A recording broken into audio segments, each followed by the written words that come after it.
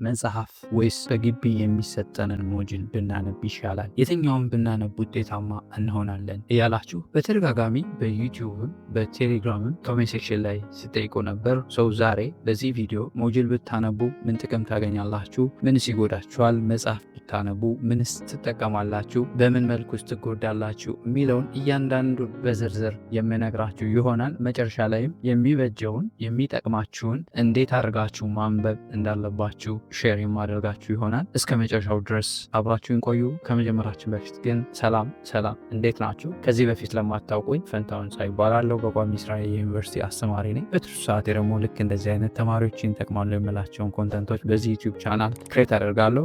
ዩቲዩብ ላይ ቁም ነገር አዘል መረጃዎችን ለማየት የሚመጡ ከሆነ ሰብስክራይብ በማድረግ ቤተሰብ ይሁኑ። እስዳቤን የሪሚዲያል ተማሪ እንደሚታወቀው ትምህርታችሁ ከ9 እስከ 12 የተመረጡ ዩኒቶችን በእያንዳንዱ ኮርስ የሚያጠቃልሉ ናቸው።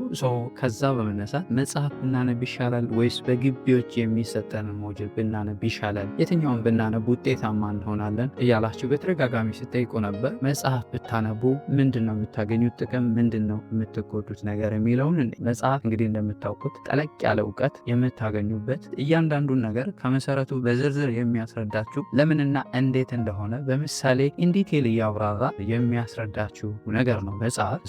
ይህንን ዲቴል የሆነ ማብራሪያ እና ዩኒት ስታነቡ ረዥም ጊዜ ይወስድባቸዋል። ነገር ግን ነገርየውን ወይም ኮንሰፕቱን በትክክል አንደርስታንድ ታደርጉታላችሁ። ጉዳቱ በጣም ሰፊ የሆነ ጊዜ ይወስድባቸዋል። ሁሉንም አነባለሁ ካሉ ዋና ዋና ነጥቦች ሊያመልጧችሁ ይችላል።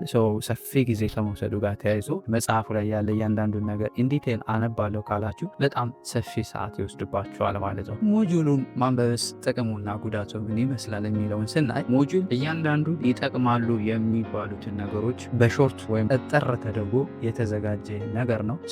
ሞጁል የሚዘጋጀው ዋና ዋና ነጥቦች ላይ ብቻ ተመርኩዞ ስለሆነ አላስፈላጊ ዝርዝር ነገሮች ግን እናንተን ኮንሰፕቱን በቀላሉ አንደርስታንድ እንድታደርጉ የሚያደርጓቸው ነገሮች ሚስ ሊደረጉ ይችላሉ። ሞጁል በሚዘጋጅበት ጊዜ ይሄ በምታነቡበት ጊዜ ጊዜያችሁን ይቆጥብላችኋል። አጭር ስለሆነ በፍጥነት ለመጨረስና ደጋግሞ ለመከለስ ይመቻችኋል። ጉዳቱ ግን ቀደም እንዳልኳችሁ አንዳንድ ጊዜ ማብራሪያዎች አጭር ስለሚሆኑ በቀላሉ ኮንሰፕቱን አንደርስታንድ ለማድረግ ጭብጡን ለማግኘት በጣም ይከብዳችኋል ማለት ነው። ወደ ዋናው ጥያቄያችሁ ስንመለስ የትኛው ይሻላል? ሞጁል ብናነብ ይሻላል ወይስ መጽሐፍ ብናነብ ይሻላል ለሚለው ለዚህ ጥያቄያችሁ መልሱ መጽሐፍ ብቻ አንብቦ ሞጁል ብቻ አንብቦ አልላችሁም። ነገር ግን አጠቃቀማችሁ ይወስነዋል። እኔ ሪከመንድ ማድረጋችሁ ጊዜ ካላችሁ መጽሐፉን በደንብ ኮንሰፕቱን አንደርስታንድ ለማድረግ መጽሐፉን በኮርስ አውትላይናችሁ መሰረት የተጠቃለሉትን ወይም የተካተቱትን ኮርስ አውትላይኑ በማየት መጽሐፍታችሁን በደንብ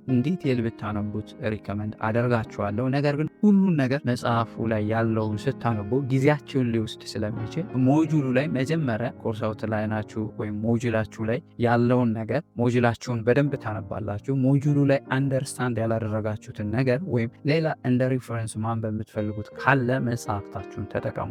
መጀመሪያ ሞጁሉን ታነባላችሁ። ሞጁሉን አንብባችሁ ነገር ግን ያልገባችሁ ኮንሰፕት ሲኖር እንደ ማጣቀሻ ወይም እንደ ሪፈረንስ ቡክ ከ9 እስከ 12 ያሉ ቴክስት ቡኮችን ኦንላይን ላይ በመግባት ወይም ኢዝሊ አክሰስ በምታደርጉበት መንገድ አግኝታችሁ ማንበብ ትችላላችሁ ማለት ነው። መጀመሪያ ኮርስ አውትላይን አላችሁ፣ ቴክስት ቡክ አላችሁ እና በግቢው የሚሰጣችሁ ሞጁል ይኖራል። መጀመሪያ ሞጁሉን ታያላችሁ። ሞጁሉ አይሆፕ በኮርስ አውትላይኑ መሰረት የተዘጋጀ ነው ብዬ አስባለሁ። ነገር ግን ኮርስ አውትላይኑን እንደ ሪፈረንስ ወይም እንደ ሮድ ማፕ በመውሰድ ኮርስ አውትላይኑን አይታችሁ ሞጁሉን ታነባላችሁ። ሞጁሉን ካነበባችሁ በኋላ ግልጽ ያልሆነላችሁ ነገር እና ሌሎች ሪቪው ጥያቄዎችን ወይም ሞር ኤግዛምፕሎችን ወይም ጥያቄዎችን መስራት ስትፈልጉ እንደ ሪፈረንስ ቴክስት ቡካችሁን ብትጠቀሙ ሪከመንድ አደርጋችኋለሁ።